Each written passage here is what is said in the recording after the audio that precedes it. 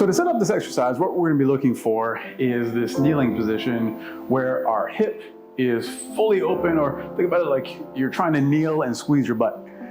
So from this position, we're going to be about 1 foot to 1.5 feet worth of distance away from the rope attachment if it's set high. Now, this might be a little bit different depending on your setup, depending on how high the cable station is. So a guideline that I'd use for that is if you grab onto this handle and then pull it towards your eyes, so eye level, then in this position, if I'm kneeling and squeezing my butt, I should feel a little bit of tension through the abs already, like I'm trying to fight through that area to keep position. Now, if I feel like I'm getting pulled off balance, I might be a little bit too far.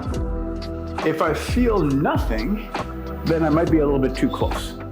So there's a sweet spot in here where you're gonna feel like you're resisting it right away.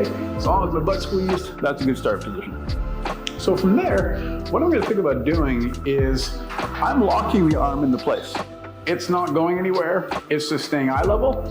I'm gonna think about rolling the bottom of my rib cage down towards my belly button and squeezing my butt at the same time. So what that looks like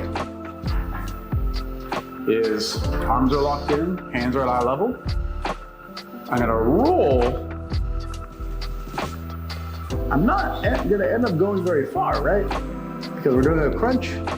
So I'm crunching, there's tension, and then I'm gonna let my ribs open up. I can even stick my butt out up top to get a stretch for the abs.